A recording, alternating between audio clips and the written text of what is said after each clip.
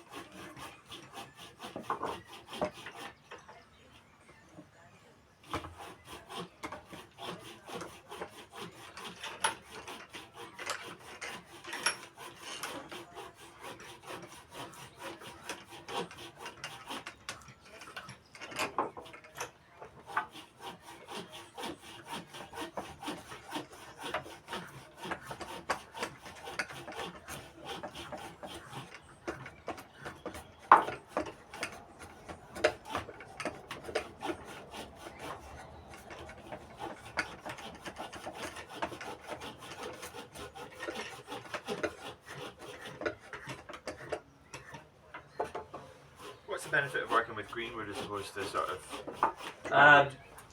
Well, you can't really use for seasoned wood. No, with these hand tools, you know it's hard work. Like if you imagine shaving that, if that was seasoned with the draw knife, though, it'd be really tough to cut. Yeah. Okay. And I mean, you can do it. I've done it, but you get little shavings. You know, like you'll get nice long shavings. Yeah. On greenwood, on that, you're just getting little bits like that coming off. You know. I've been doing a bit of whittling, but I think it's only been seasoned wood, so that Oh, and yeah. I've been finding it quite tough. Oh, you will. And I don't know if that. I didn't know if that was like just me being rubbish or. No, that. I mean, it's maybe a mix. Sorry. You just it's you don't really whittle much in the way of seasoned wood. To be honest, it's always got to be fresh. Aye, okay. Yeah.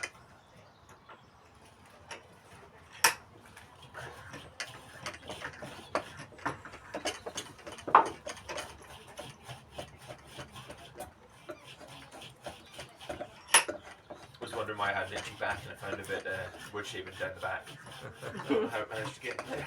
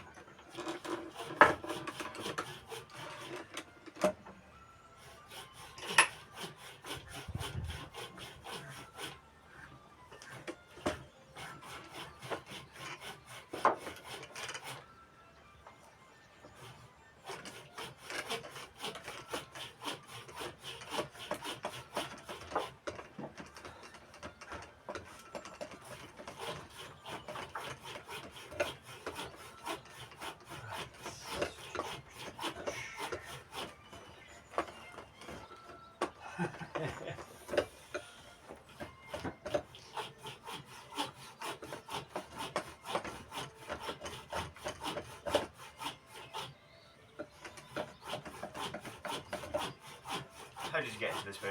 I know it's a basic question, but into this way of working. It's kind of through my work, really.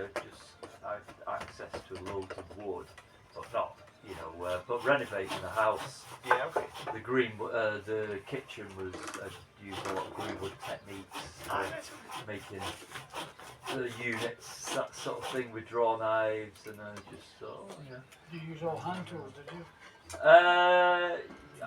Partly, no, there's all machinery as well, but and then it was making the chairs in the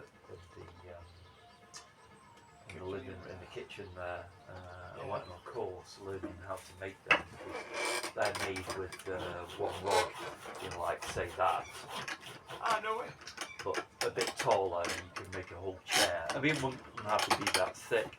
Just Like even the same that, like, this is one piece. yeah. Oh no. Well, they're all different components, but making the legs and the spindles and the frame, all from just one log. And so I did that, and then weaved it with the wood charm bar, and learned how to make one, and then thought, I quite enjoy this, so I ended up making a whole set for the kitchen. Yeah, so that kind of springboarded it off, really. Had no intention of doing any lathe work, I wasn't interested in it, to be honest. But then I just built one and did a bit of practice on it and got into it. So you're self-taught? Yeah. That's amazing. Yeah. I like the way you've done the whiskey tumblers as barrels, by the way. Yes. I think that's a lovely touch. Yeah, that whiskey came tumblers last, like the barrel barrels. design. Yeah, the barrels were... on the lathe there. Oh, yeah, oh, sorry. They've got like the... Oh, that's clever, yeah. Yeah, it's Yeah. not That was the latest design that I had to learn how to do that. Do you reckon you could do like a Glencairn sort of What is design? that one now? You know the glass that they've got the... Oh, the Glencairn. Glencairn, sorry. Yeah, Glencairn. I have done a few similar to that. Yeah. That kind of shape where it bulges out and bulges it kind of tapers in, doesn't it? It must be quite difficult though. Yeah, it can be. I mean, that second one is similar. See that one? Yeah. It could be shaped further down. To be honest, a lot of it you don't know how it's going to be until you start turning it. See, like these are, well, they've still got a bit of damage, but it's less. So these I'll probably say for rustics. These two had enough bulk on them to do something with. Yeah. But I'll show you.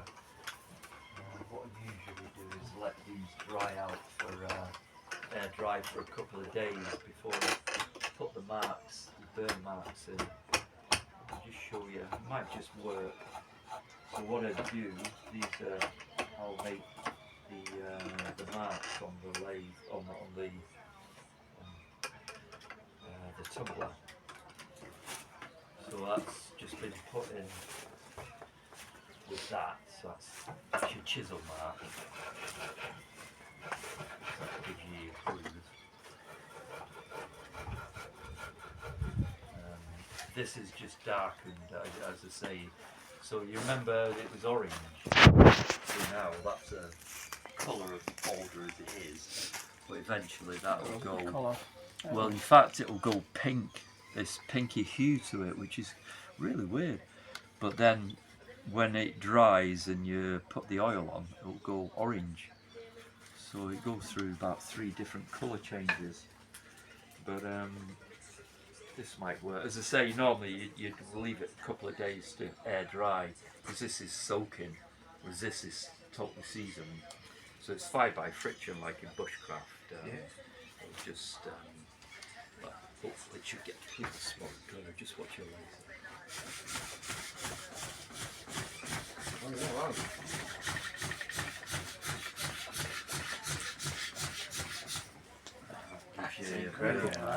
Are you not sort of worried about the tinder pile? No, I think if you carried on Just watch your foot there one sec. I think if you carried on it probably would produce an ember.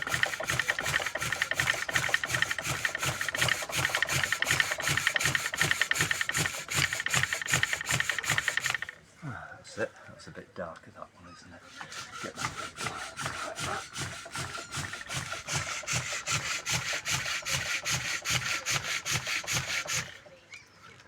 Yeah, so that's it.